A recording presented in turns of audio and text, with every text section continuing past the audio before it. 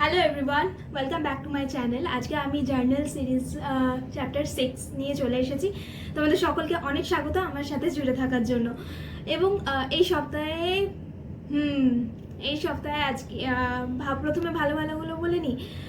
যদিও এই সপ্তাহটা আবার ইকুয়াল ছিল বলতে পারি, কারণ লাস্ট দুটো দিন অনেকটা হ্যাপাসেট থাকলেও ইনিশিয়াল 4 days ওয়াজ এক্সট্রিমলি গুড। তো প্রথম দিন শনিবার বা উইকেন্ডে আমার কি হয়েছিল, ব্রেসলেট মেকিং একটা সেশন কন্ডাক্ট করেছিল ইনস্টিটিউট থেকে। এবং প্রথমে আমি ভাবলাম যে ব্রেসলেট মেকিং, এত ব্রেসলেট, আমার কোনো ব্রেসলেট করার শখ নেই, তো আমি ভেবেছিলাম যে সেখান থেকে ব্রেসলেট মেকিংয়ে হয়তো যাবো না, কারণ আমার আরও অনেক কাজ ছিল। কিন্তু যখন গেলাম আবার লোকেদের ইচ্ছাতেই, সেখানে গিয়ে আমার খুব ভালো লাগলো নিজে থেকে ছোট্ট একটা ব্রেসলেট আমার বানিয়ে উঠতে পারার জন্য। এবং আমি দেখে অবাক হয়ে গেলাম, ছোটো ছোটো জিনিস সেগুলো কিনে আমরা অবাধেই নিজেদের পছন্দের কিছু তৈরি করতে পারি। খুব ভালো লেগেছিল। আমি দুটো ব্রেসলেট বানিয়েছিলাম এবং আমার বন্ধু আরেকটা ব্রেসলেট বানিয়েছিল। আর তারপরে ছিল আমাদের ম্যারাথন সেশন। এই যে টি শার্টটা দেখছো, এটা আমি ম্যারাথন থেকে পাই। আমাদের যদি কোনো ম্যারাথন কন্ডাক্ট করায় এবং সেখানে একটা করে টি শার্ট দেয়, তো তার কারণে এই টি শার্টটা পাওয়ার, দেখতে পাচ্ছ ফিনিক্স হস্টেল 10 লেখা। এবং আমার হস্টেল মানে হস্টেল ওয়াইজ কম্পিটিশন হয়েছিল এবং মেয়েদের আলাদা ছেলেদের আলাদা করে কন্ডাক্ট করিয়েছিল। সেখানে আমাদের হস্টেল জিতে গেছে, দ্যাটস আ গ্রেট পার্ট। আর তারপরে যেহেতু আমি কোর্স নিয়েছি তাই জন্য বেশি একটা অন্যান্য কিছুতে এনগেজ থাকতে পারছিলাম, বই পড়াটা অনেকটা কমে গেছে এবং কোর্সের পেছনে টাইম দিতে হচ্ছে। এখনও পর্যন্ত বেসিকই আছে, যেমন list, tuple, dictionary of Python, এইসবগুলো পড়ানো হয়ে গেছে, স্ট্রিংস, অল দিস। আর অ্যাসাইনমেন্ট দেয় খুব ভালো, সেগুলো প্র্যাকটিস করতে পারি, ভালো লাগে। যে ডাউট, সেলফ ডাউটটা থাকে ছিল, সেগুলো মোটামুটি ক্লিয়ার হচ্ছে।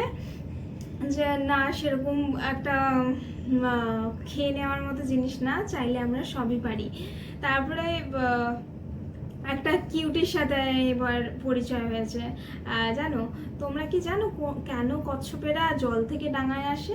আমি জানি না, রিসেন্টলি আমি খুব অবজার্ভ করছি, এই গরম পড়ার জন্য নাকি আমি জানি না, কিন্তু ওরা জল থেকে ডাঙার দিকে উঠে আসছে। আর সেই কারণেই একটা কিউটির সাথে আমি যখন হাঁটতে যাই তার সাথে দেখা হয়, কারণ আমাদের একটা পন্ড আছে যেখানে প্রচুর কচ্ছপ আছে। আর ওখানে কোনো রকমের কোনো শিকার বা কিছু করা যায় না, তো ওরা ওখানে নির্দ্বিধায় ভালোভাবে বেঁচে আছে, ওটা ওদের ইকোসিস্টেম। অনেক মাছ, সাপ, ব্যাঙ, ইঁদুর সবাই আছে ওখানে, তাদের সাথে প্রচুর কচ্ছপও আছে। একটা কচ্ছপ জল থেকে বাইরে বেরোনোর চেষ্টা করছিল এবং বাইরে ডাঙায় হাঁটতে হাঁটতে যে বর্ডারটা সেখানে চলে এসেছিল।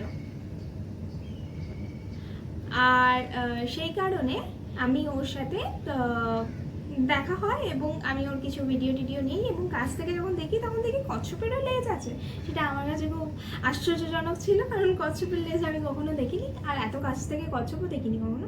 তো ওই কচ্ছপের লেজটা আমাকে আনন্দ দিয়েছিল। আর লাস্ট দুটো দিন একটুখানি আপস অ্যান্ড ডাউন ছিল।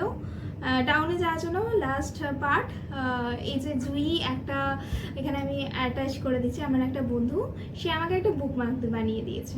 বুকমার্কটা বানিয়ে দিয়েছে, ছোট জিনিস, কিন্তু কেউ কিছু করেছে এটার জন্য এটা আমার কাছে খুব ভ্যালুয়েবল, সত্যি করে বলছি।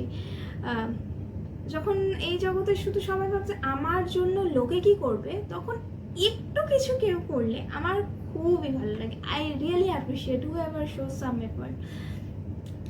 I am really grateful to Jui. And এবারটা দেখো, ব্রেসলেটের যে বিডসগুলো পেয়েছিল সেগুলোকে অ্যাটাচ করে খুব ক্রিয়েটিভ বানিয়েছে, আমার খুব ভালো লেগেছে।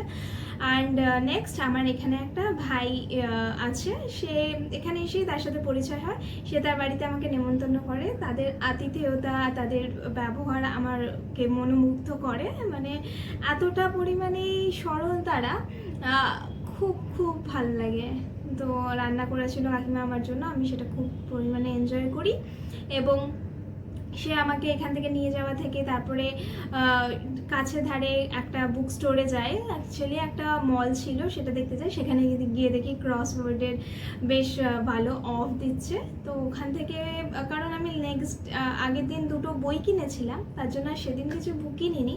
বাট হ্যাঁ, এখানে মুম্বাইতে না বিভিন্ন মলে সবসময় বইয়ের উপর অফ চলে, খুব ভালো লাগে ওটা দেখে। আর এই জার্নিটার একটা স্পেশাল পার্ট কি জানো, যখন আমি আমার স্টেশন থেকে ওদের বাড়ির স্টেশনে যেতে হয় সমুদ্র পেরিয়ে, and that experience was amazing.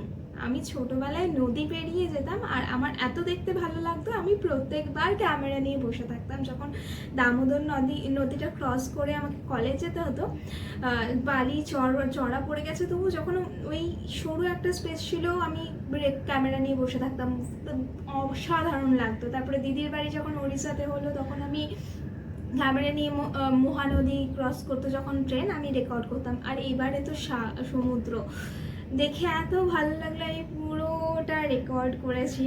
আর ট্রেনটাও ফাঁকা ছিল লাকিলি, তো আমি সেটা করতে পেরেছি।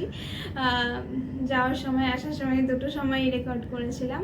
Amazing experience. আর লাস্ট যেটা হলো সেটা হচ্ছে যে সব কিছু ভালো ছিল, কিন্তু একটা জায়গায় আমার মনে হলো আমাকে বাউন্ডারি সেট করাটা খুব প্রয়োজন। আমি অলরেডি বাউন্ডারি অনেক জায়গায় মেনটেন করি, কিন্তু যখন নিজের লোক আসে তখন সেখানে আমি একটুখানি বাউন্ডারিটা ওপেন করি। অ্যান্ড দেন যেটা হয়, তারা একটু করে আঘাত করে দিয়ে চলে যায়। সেটা আমার সেই জন্য আমার মনে হয় যতই সে নিজের লোক হোক, তোমার বাউন্ডারি যদি ক্লিয়ার হয় তাহলে কিন্তু সেটা নিজের লোকও করতে পারবে না। তো যতটাই নিজের লোক হোক, নিজের বাউন্ডারি বা নিজের স্পেস যেন খুব পরিমাণে তোমার কাছে ক্লিয়ার হয়, যাতে সেইখানে কেউ ঢুকে না পড়তে পারে। জাস্ট এটাই বলবো। আমি নেগেটিভ কিছু বলতে চাই না, বাট নিজেকে রিফর্ম করার এই জার্নিতে শুধু বলবো যে হ্যাঁ, নিজেকে আরও জানার প্রয়োজন আছে, আরও ক্ল্যারিটি আনার প্রয়োজন আছে, যাতে কেউ সেই বাউন্ডারিটা ক্রস না করতে পারে, সেটা যতই নিজের লোক না কেন। হ্যাঁ, সবাই খুব একটা খারাপ তা না, কিন্তু সেটা হয়তো আমারই ভুল। আমি এখানে বাউন্ডারি ড্র করতে পারিনি যে দেখ এই জায়গাটায় বেশি কিছু বলিস না, যেখানটা জানিস না বা সেখানটা ঘাটাস না।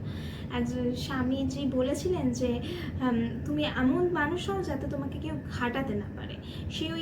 ওই মানুষটা হওয়ার চেষ্টা করছি, যাতে বেশি কেউ ঘাটাতে না পারে। আর তখনই সম্ভব যখন একটা ক্লিয়ার বাউন্ডারি থাকবে। তো সপ্তাহটা এইভাবেই কেটেছে।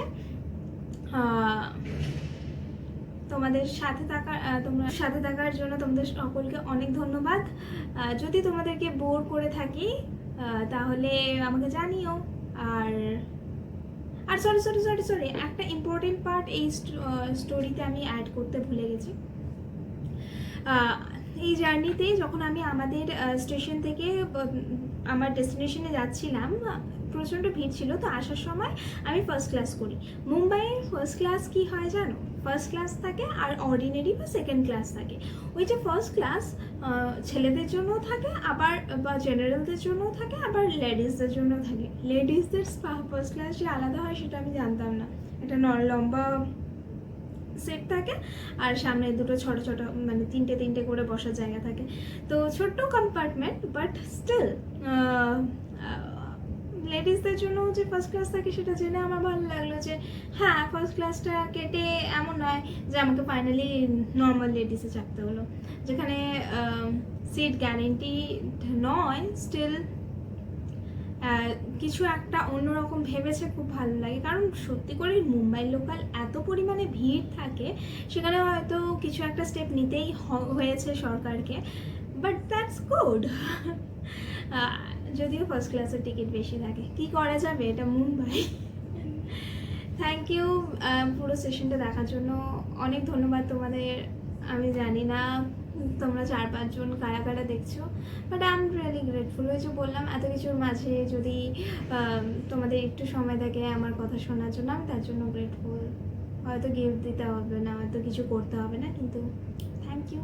বেশি কথা বলবো না, আমাকে এখন আবার ক্রিকেট খেলতে যেতে হবে। টাটা, বাই বাই, দেখা হচ্ছে পরের চ্যানেলে। টাটা।